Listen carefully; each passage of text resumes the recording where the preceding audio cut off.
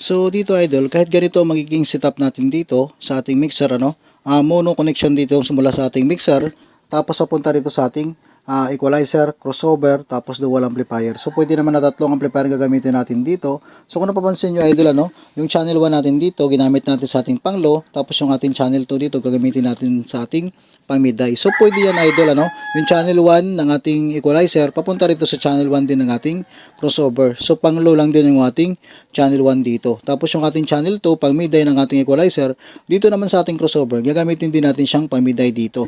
So kung napapansin nyo idol, mula dito sa ating mixer, nakaset na tayo dito so dalawang channel ang ginamit natin dito sa ating source, laptop, cellphone, pwede dito sa ating magiging source dito. So hindi tayo gagamit ng ating Bluetooth. So sa mga viewers natin kung pwede ba gumamit ng ganito sa mayroong crossover, so pwede idol nakadepende yan sa ating magiging setup kung mono or stereo. So katulad nito, yung ating channel 4 ginamit natin sa ating pang low. Katulad nito, yung pan dito sa channel 4 naka left. So yung output nito nasa left ng ating mixer. Tapos itong ating channel 5, right channel naman ito. Tapos ginamit naman natin itong channel 5 sa ating pang mid high. Nakababa yung ating pang low dito. So yung volume ng ating mid, ito. Yung volume ng ating low, ito. Nasa right at saka left channel. So magkabukod sila idol So dito ngayon sa ating crossover na to at saka equalizer, yan, nakabukod din yan. So depende sa ating magiging setup So katulad nito. Yan idol, yung ating channel 1 sa low, yung channel 2 sa ating pamiday. So punta tayo sa likod ng ating crossover.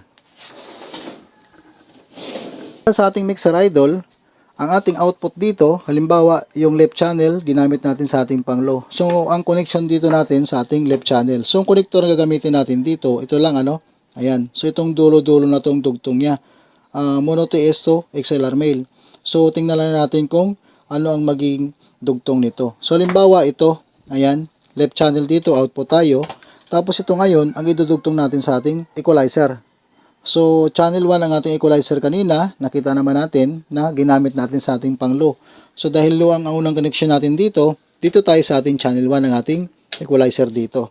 Tapos output ng ating equalizer papunta rito sa input ng ating crossover, channel 1 lang din. So, ang connector na gagamitin natin dito, XLR male to XLR female, So, output dito sa ating output, equalizer, channel 1. Tapos, input itong XLR male natin dito sa ating crossover channel 1. Ayan. So, dito sa ating output ng ating crossover dito, low ang gagamitin natin. So, ang ating mode dito, idol, sa ating crossover, pwede na naka 3-way stereo pa rin, Dahil yung gagamitin natin dito sa ating channel to, dalawang amplifier, halimbawa, gagamitin yung mid at saka high. So, pwede yan. Ilagay na lang natin sa 3-way stereo para lahat ng output dito, magkakaroon siya ng output. So, ang connector na gagamitin naman natin dito, ito. XLR female to dual male RCA. So, output tayo dito sa ating low output ng ating channel 1. Papunta ito ngayon sa gagamitin nating pang low na amplifier. Halimbawa, itong nasa baba. Meron na tayong connection sa ating low frequency. Ayan, mula sa ating mixer dito, ayan, left channel output, channel 4, ayan. Tapos, channel 1 ng ating equalizer, channel 1 ng ating crossover, papunta sa isa nating amplifier. So, dito naman tayo sa ating pang mid high. Ito. So, naka-right channel tayo dito. Ito pa rin yung connector na gagamitin natin. Mono TS to XLR male. So, right output ng ating equalizer, papunta naman ito ngayon sa channel 2 ng ating equalizer dito. Dahil yung ating channel 2, pang mid high, nakaset yung ating equalizer. So, input lang ito sa ating equalizer dito. Ayan.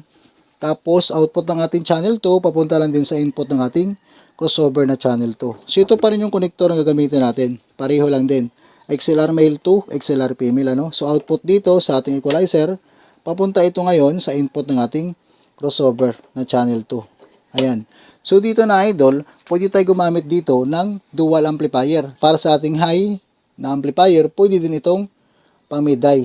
Ayan, nakadepende. So dahil dalawang amplifier ang gagamitin natin dito, mamili tayo dito sa dalawa na to kung anong gagamitin natin, high or mid. Dahil naka 3-way stereo tayo dito, may output po yan. Kahit anong gagamitin natin, high or mid yan. So halimbawa, itong connector pa rin na gagamitin natin, XLR female to dual male RCA. So halimbawa, gagamitin natin dito, o high man, high ng ating crossover. Tapos papunta ito ngayon sa isa nating amplifier. So, ganun lang siya idol, Ayan. Mayroon pa tayong isang amplifier. Kung tatlong amplifier ginagamit natin dito, So ito pa rin ang connector. May isa pa tayong connector na XLRP, male to dual, male RCA dito. So output tayo dito sa ating high output. Papunta na ito ngayon sa ating pang mid na amplifier. So kung tatlo ang amplifier na ginagamit natin dito. So pwede na yung ganito, ano? Yung channel 2 para sa ating pang mid or high na amplifier, yung channel 1 para sa ating pang low. Ito naman yung magiging volume natin dito sa ating crossover.